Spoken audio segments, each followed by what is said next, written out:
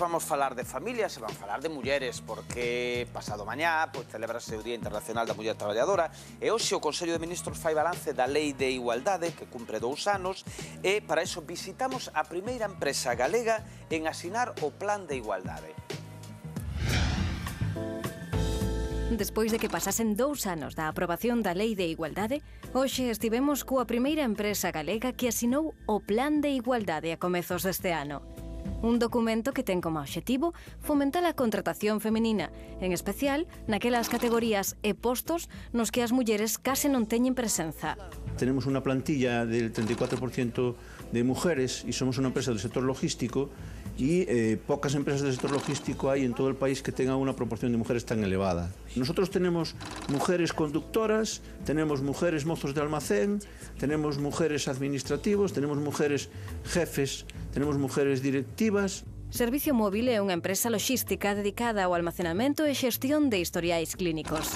Nela, as mulleres fan todo tipo de traballos. O meu día a día consiste en estar aquí neste almacén, eu fago pedidos, co cual nestes carros montamos todos os pedidos que van para o hospital. Hai cousas que pesan e que requiren un poquinho máis de forza. Ao final acostúmbraste, cando necesitas axuda, igual que calquera home, ás veces eles tamén necesitan axuda. Traballan sempre homes neste tipo de traballos, pero podese facer perfectamente por calquera muller, sin ningún problema.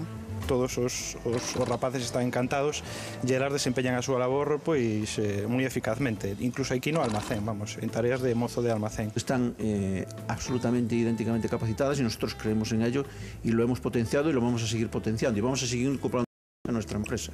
Iniciativas como o Plan de Igualdade son mecanismos necesarios e aclamados por moitas mulleres para rematar a discriminación no mundo laboral e cadar a desexada igualdade efectiva.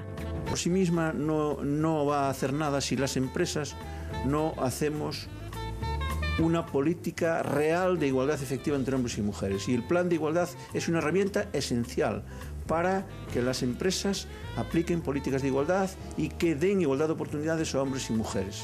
Pareceme perfectos porque tratanos con igualdade en todos os sentidos.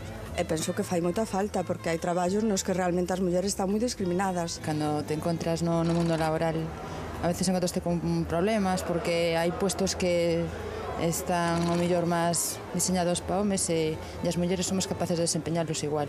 Pienso que son necesarios porque, lógicamente, estamos viviendo en un mundo de hombres, entonces ahora se empieza a introducir el valor de la mujer, entonces yo creo que es lógico que las empresas miren por las mujeres. As mulleres podemos facer o mesmo traballo que os homes.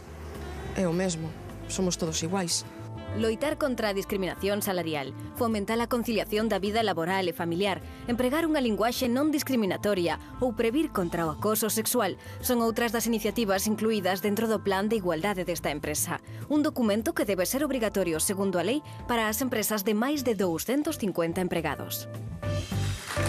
Bueno, pues felicidades a esta empresa. Porque falta fai, de verdade, decía moi ben, non é importante que haxa unha lei de igualdade que se promova de algún xeito a igualdade efectiva, pero é que é imprescindible o papel das empresas e dos empresarios para leválo adiante. Sobre todo, e ten que haber igualdade. Sobre todo que vayan por diante, non? Porque de entrada un di, pero como vai haber 50% de un e 50% de outro se non estás capacitado? Claro que hai traballos que pode facer unha muller igual que un home. Porque a min, eu son empresaria, chegame unha muller fuertocha, musculada ou que sexa, e venme un home pois flacucho e tal, e é para cargar caixas, entón é de xénero bobo contratar ao home, pero por capacidade física.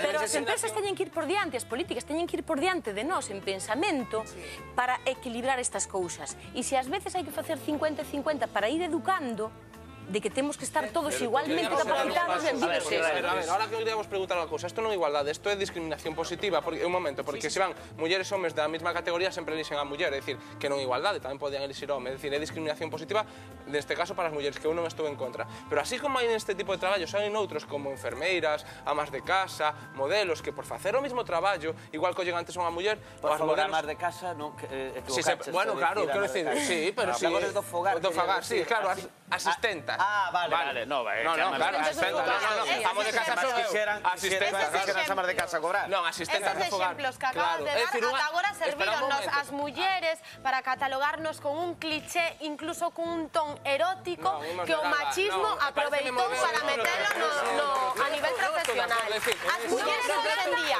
se non existise esa lei de igualdade, se non existe a paridade, nos nunca dirixiríamos absolutamente nada. Aquí hai modelos homes ou só hai modelos mulleres? Hai modelos homes e modelos mulleres, e polo mesmo traballo cobrades máis as mulleres que os homes. Por favor, Israel, como podes decir eso nun país onde se sigue pagándolle moitísimo máis aos homes que as mulleres? No, fala un xera. Estamos falando dun sector. Israel, dun sector. Tamén do sector de cargar, por exemplo. Cantas veces se dá a situación de que veña unha muller fuertota e un home esquimizado a pedir o mesmo posto de traballo. E no caso de que teñan a mesma categoría, teñen que darlle traballo a unha muller. E cantas veces o que está... Perdón, eu coñecín en Vigo xa hai anos a primeira muller factor ferroviario na estación de Vigo, facendo o labor dun home calqueira. O sea, na lei de igualdade é certo que vamos conseguindo cotas de representación, pero cuidado, eu apuntaba